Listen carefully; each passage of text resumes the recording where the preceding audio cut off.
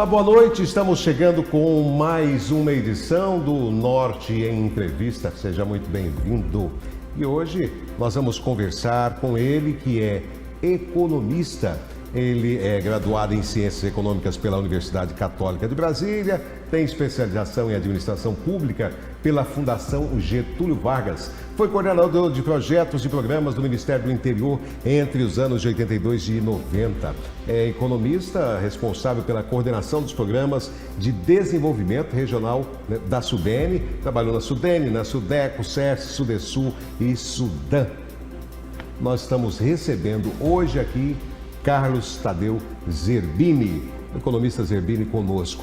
Boa noite. Boa noite. Prazer recebê-lo desde já. Zerbini, muito obrigado por ter atendido aí o nosso convite, pela gentileza de estar aqui com a gente hoje. Para mim é uma honra, uma satisfação. Eu que agradeço pelo convite, pela oportunidade de podermos estar aí com os telespectadores, conversando um pouquinho sobre economia, sobre o nosso Brasil, o Tocantins e o mundo, né? Exatamente. Muito obrigado pelo convite. Zerbini, 2021 está ficando para trás, chegando 2022, estamos começando aí 2022. O mundo atravessa uma crise econômica, essa é uma realidade no mundo inteiro.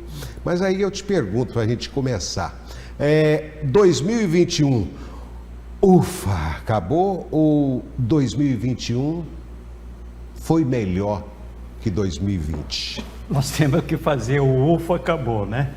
Já dizendo que foi um ano difícil, mas o ufa acabou com certas condições, porque 2022 vai continuar difícil, pelo menos no primeiro semestre. Nada vem nos mostrar no mundo inteiro que vai ser diferente do que está acontecendo em 2021. Nós temos que ter muita atenção ainda, muito cuidado, para que as coisas não fiquem pior. E não é só no Brasil, não, é no mundo inteiro. Está todo mundo desesperado, cada hora surge uma notícia diferente sobre essa pandemia, sobre esse vírus, que é um vírus que realmente mudou a história do mundo, em termos de economia, em termos de solidariedade, em termos de políticas sociais. Zerbini, o mundo inteiro se viu diante de uma realidade e que, assim, foi muito assustador, porque todos os setores da sociedade foram afetados, né, Zerbini? Todos, e muitas vezes a gente vê pessoas culpando determinadas outras pessoas, mas ninguém sabia de nada, não sabia o que estava acontecendo direito. Nós mesmos estávamos acompanhando aquilo, assustados, sem saber o que fazer, alguns tomando cloroquina, outros tomando não sei o que, para ver se salvava daquela situação. Só que a ciência tem nos mostrado que temos um caminho seguro, que devemos trilhar, que é a vacina. E com a vinda dessa vacina, realmente veio salvar também esse aspecto econômico e social do mundo. Zerbini, e as ciências exatas, os números, a economia, apontam que o 2019 foi um ano bom. 2020, com a chegada da pandemia, houve realmente um desastre econômico mundial. 2021 começaram as aberturas, nós tivemos aí esse crescimento em 2021 em relação a 2020. Agora, a expectativa para 2022 na economia é positivo em si? Nós tivemos no ano de 2020 a surpresa, né, da pandemia. 2021 nós aprendemos a lidar com a pandemia e os negócios juntos, né? Começamos a trabalhar aí com vendas pela internet, muitos negócios acontecendo, os artistas fazendo lives, cada um se defendendo como pode. Claro que 2021 o impacto foi grande, mas para o mundo voltar a se recuperar, ainda vai demorar um pouquinho, porque a inflação ela está persistindo no mundo inteiro. Por quê? As pessoas estão querendo consumir, só que não tem aquilo que eles estão querendo consumir para todo mundo. Isso faz com que haja inflação, o preço dos produtos aumente. Então nós temos um problema sério para 2022, de maneira geral, no mundo inteiro, os Estados Unidos estão tentando amenizar a questão do preço do petróleo, que ainda está difícil. Nós estamos vendo aí a gasolina acontecendo. O preço do petróleo, de repente, ele aumentou assustadoramente. Ninguém esperava por isso, junto com a pandemia. Então, em 2022, nós temos um problema ainda da inflação mundial. Nós temos ainda a falta de alguns semicondutores que fazem a economia moderna funcionar, né? A economia de tecnologia, os equipamentos para carro. Você tem semicondutores, você não encontra no mercado, não tem como montar um carro, um computador. Então, tudo isso atrapalha um pouco essa retomada para 2022. Dizem grandes pensadores que o primeiro semestre de 2022 ainda vai ser um pouco difícil. Mas como nós somos seres humanos, e somos seres pensantes, nós começamos a encontrar alternativas para tudo isso. Então, ao final, vai dar tudo certo. A gente está torcendo, todo mundo acho que acreditando. A economia, no Brasil, 2021, me parece que o PIB, estava lendo aí a respeito, é 4,5%. Você vê que coisa... Houve um crescimento, né? Houve um crescimento. Lógico que no ano anterior diminuiu, mas houve um crescimento. E se o ano que vem, só de não crescer, mas também não cair, já é muito bom. Porque o que nós precisamos ter é emprego para o povo, é ter comida para o povo. As questões econômicas, macroeconômicas, elas não precisam ser discutidas amplamente com a sociedade. O povo quer saber se ele vai ter o benefício nessa situação de crise, se ele vai ter como comprar o arroz e feijão, e é isso que aquece a economia. Você imagina aí agora... esse giro, né? Esse giro, o cara vai ali na feira, ele vai no mercadinho, ele gira, né? O comerciante, por sua vez, ele compra do fornecedor e gira a economia, é isso que precisa, só isso. Tendo esses mantimentos, tendo esses equipamentos, tendo a oferta, os preços caem e aí consegue se equilibrar a inflação, né? Perfeito, é por isso que alguns pensadores, e tem um que é muito interessante, não me lembro o nome dele, que ele diz que economia é que nem um eletrocardiograma, né? Ele nunca fica estável, porque se estiver estável está morto, ele tem que oscilar, né? Então é assim que funciona. Porque existem vários setores, né, da economia. Lógico, enquanto um está bom, o outro está ruim e assim vai. Aqui, Zerbini, no Tocantins, quais foram os setores da economia local, regional, os mais afetados nesse momento que nós estamos atravessando? Um setor que eu tenho lutado muito no Tocantins para que os governantes pensem um pouco sobre isso, é o setor da economia criativa.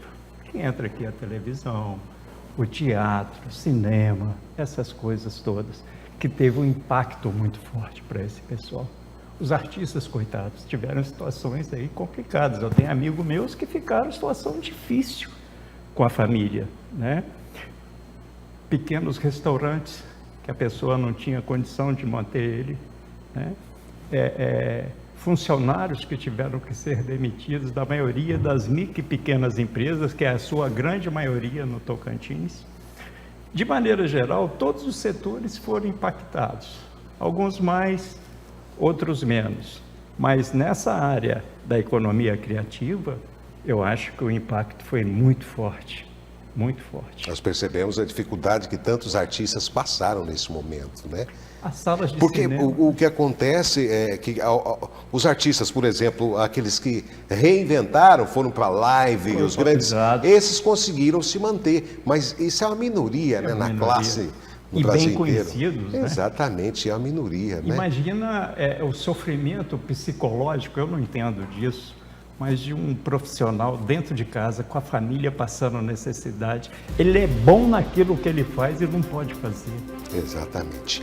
Zerbini, espera aí, nós vamos para um rápido intervalo e a gente volta daqui a pouquinho conversando um pouco mais com o economista Carlos Tadeu Zerbini aqui no Norte Entrevista. Até já!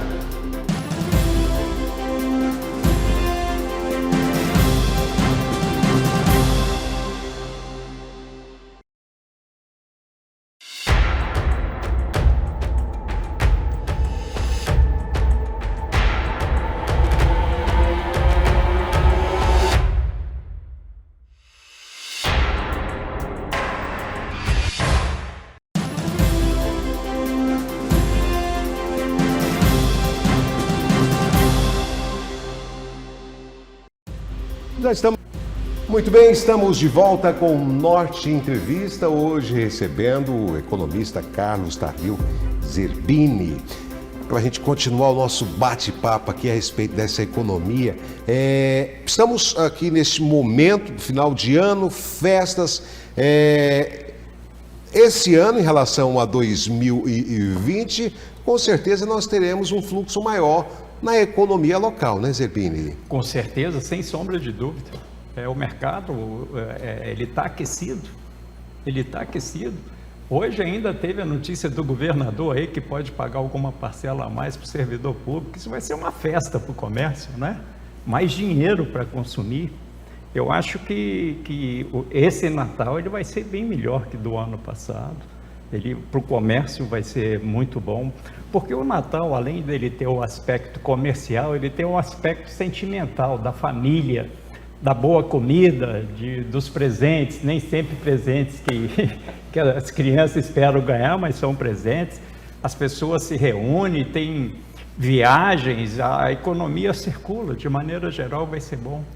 Vai ser muito bom esse Natal desse ano, e é um Natal também com menos morte, com menos pessoas infectadas pela pandemia. Isso dá um alívio para nós e para nossas famílias, né, Quintanilha? Porque não adianta só pensar no lado econômico, né? É preciso pensar também, né, nas vidas que nós perdemos aí. Esse ano realmente você fez uma excelente colocação. Um fim de ano com menos mortes, né, Zerbini? Isso já é um grande presente de Natal, né, Quintanilha?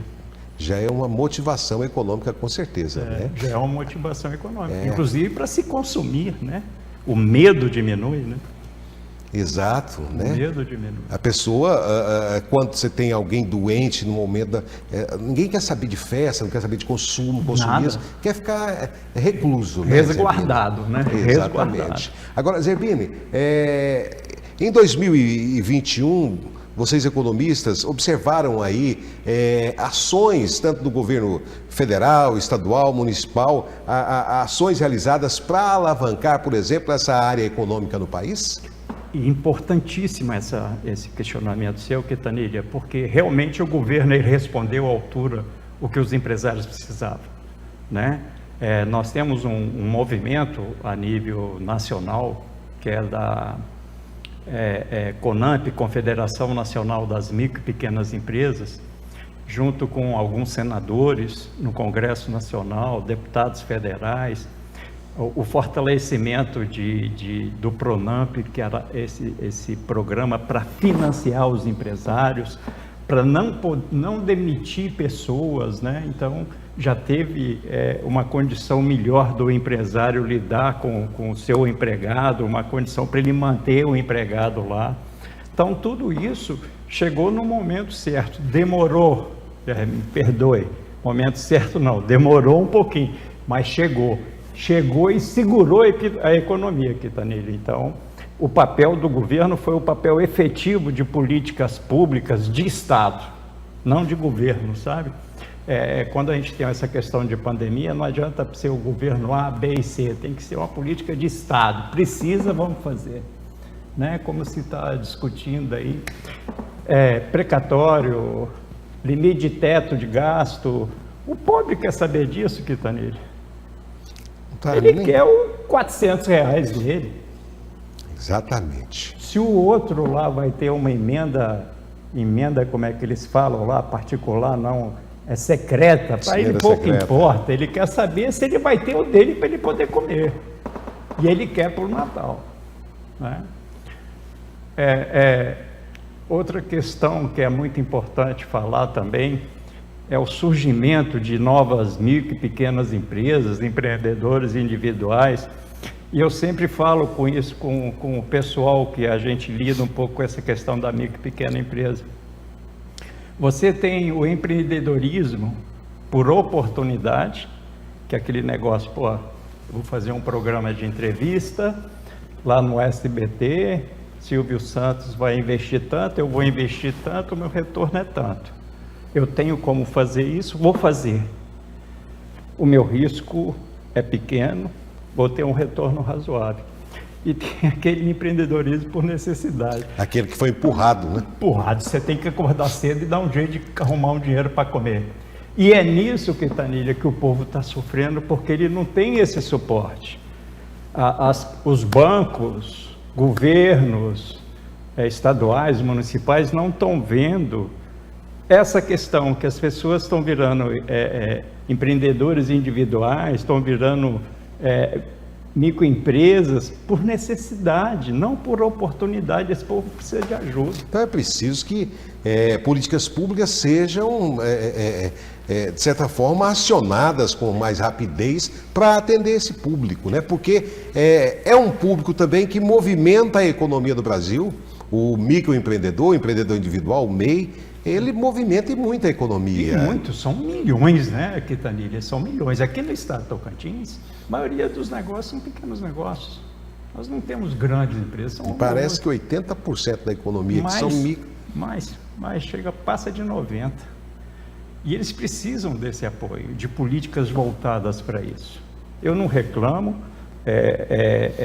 das políticas que o Estado encaminha para isso, só que sempre no Estado de Tocantins, Quintanilha, os governantes sempre mostraram aquela questão das grandes empresas, de um número grande de novos empregos. Isso não existe mais.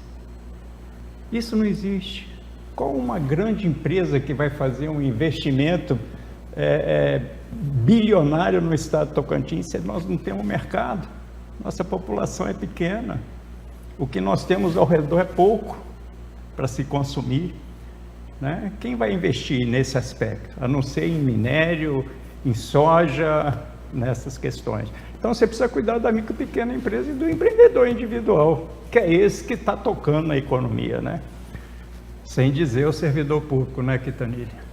Porque o servidor público, no estado de Tocantins, ele é importante para a economia. Sim, nós somos aí um estado basicamente administrativo. Administrativo. E se a gente soma os funcionários do governo federal, estadual e os municipais, é uma força de trabalho financeira grande. E olha que esse ano não teve aumento de salário, né? Não teve, porque foi proibido por lei o reajuste do salário. Então, para o ano que vem, promete também uma melhoria nas condições de consumo do servidor público. Né? Exatamente. Esse ano pode melhorar um pouco, né? O aumento, né, para os servidores, devido a ser um ano de pandemia, né, ficou exatamente proibido. Agora, Zerbini, o Palmas lidera aí o ranking, né, de empregos formais aí entre as capitais brasileiras e na geração de novos postos de trabalho, né? Esse desenvolvimento, esse crescimento aí se deve a quê, Zerbini, esse crescimento? Palmas, Quintanilha, sempre vai estar no processo de desenvolvimento, porque querendo ou não, ela dentro do estado de Tocantins, ela polarizou tudo, né? Todas as demandas do estado é dentro de Palmas. Nós temos uma área de saúde muito forte, que há uma demanda, se você juntar aí o Mato Grosso, Pará, Maranhão, Bahia, vem muita gente para cá atrás dessas condições da área da saúde que fornece serviços já de muita qualidade.